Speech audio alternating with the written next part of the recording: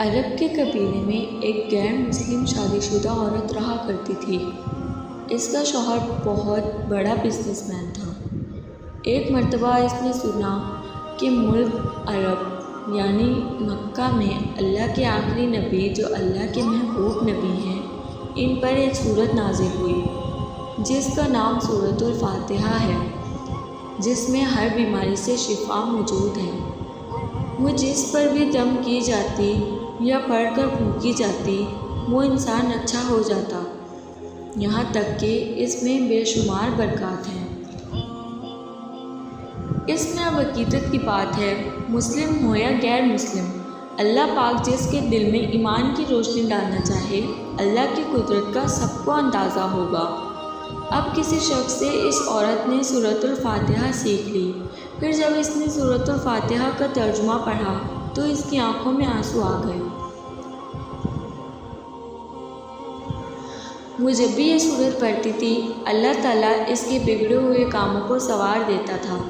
ایک دن اس کے بیٹے کو ایک خطرناک زہریلے بچھو نے کاٹ لیا۔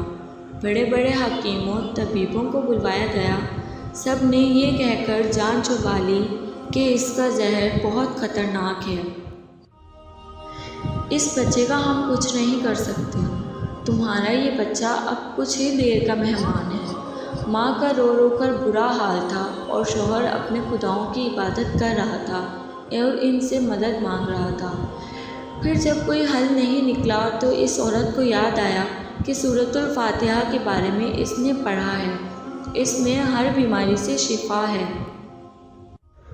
اس کے دل میں خیال آیا کہ اگر میں اسے پڑھ کر اپنے بچے پر دم کروں تو کیا میرا بچہ ٹھیک ہو جائے گا؟ کیونکہ اللہ تعالیٰ نے اس عورت کو ایمان کی طرف لانا تھا، اس کے دل میں اسلام کی محبت مزید پیدا کرنی تھی، تو اس کی زبان میں تاثیر دے دی۔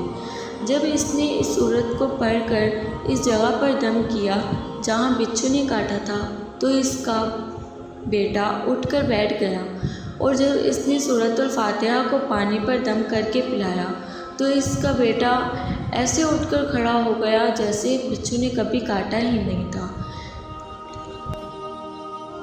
اس کا شوہر دوڑتے ہوئے اس کے پاس آیا اور کہنے لگا، کسی طبیب اور کسی حکیم نے اسے ٹھیک نہیں کیا تو تم نے ایسا کیا عمل کیا جو بچہ ٹھیک ہو گیا؟ اس نے کہا، کچھ بھی نہیں، ایک سورت ہے جو ہر بیماری کو ٹھیک کر دیتی ہے، مجھے وہ یاد تھی، میں نے پڑھ کر اپنے بچے پر دم کیا اور اس کا پانی پلایا تو دیکھو کیسے ٹھیک ہو گیا ہمارا بچہ۔ اس کا شوہر بجائے خوش ہونے کے اس سے ناراض ہو گیا۔ یہ تم کیا جادو ٹونے کر رہی ہو؟ اس کی بیوی کہنے لگی، زندہ صحیح سلامت ہے ہمارا بچہ، ورنہ ہم سے بچھڑنے والا تھا۔ اس نے کچھ نہ سنا اور اپنی بیوی کو ڈانٹنے لگا کیونکہ اسے اسلام سے نفرت تھی۔ جب اس کی بیوی یہی عمل کرنے لگی تو اس کو اپنی بیوی سے بھی نفرت ہو گئی۔ اب اس نے اس پر ظلم کرنا شروع کر دیا، ہر روز اس کو مارتا پیٹتا اور کہتا، اب میں نے تیرے منہ سے یہ سورت سنی تو یاد رکھنا تیری کھال کھینچ لوں گا۔ اس کو اللہ کے کلام پر بالکل بھی یقین نہیں تھا، جبکہ اس کی بیوی کو اللہ کے کلام پر یقین ہو گیا۔ اب اس عورت کی اللہ تعالیٰ نے اس طرح مدد کی، یہ بھی بڑا ایمان افروز ہے۔ اس عورت کا شوہر جب گھر سے کام کرنے کے لیے نکلتے وقت جب اس نے اپنا جوتا پہنا تو اس میں وہی بچھو تھا جس بچھو نے اس کے بیٹے کو کاٹا تھا۔ اس کے ڈنگ سے وہ بچہ تو بچ گیا مگر خود نہ بچ سکا، کیونکہ جب بچھو نے اس کو کاٹا تو زہر پورے جسم میں پھیل گیا اور تڑپ تڑپ کے وہیں دم توڑ گیا۔ خاندان میں یہ خبر پہنچی تو کوہرام مچ گیا۔ اب شوہر دنیا سے جا چکا تھا۔ شوہر کے مرتے ہی اس کے گھر میں تو نوبت فاقوں تک آ گئی۔ وہ عورت قرض دار ہو کر رہ گئی۔ وہ بہت پریشان تھی، دل میں پھر وہی بات آئی کہ میں سورۃ الفاتحہ کا ورد کرتی ہوں، کیا پتہ میری پریشانیاں بھی دور ہو جائیں۔ پھر وہ زور زور سے سورۃ الفاتحہ پڑھنے لگی، چلتے پھرتے اٹھتے بیٹھتے سورۃ الفاتحہ کا ورد کرتی رہی اور اتنے اعتماد اور یقین سے پڑھ رہی تھی جس کا کوئی حساب نہیں تھا۔ جب کوئی بندہ اللہ تعالیٰ سے امید لگاتا ہے تو اللہ تعالیٰ اپنے بندوں کی دعاؤں کو رد نہیں کرتا۔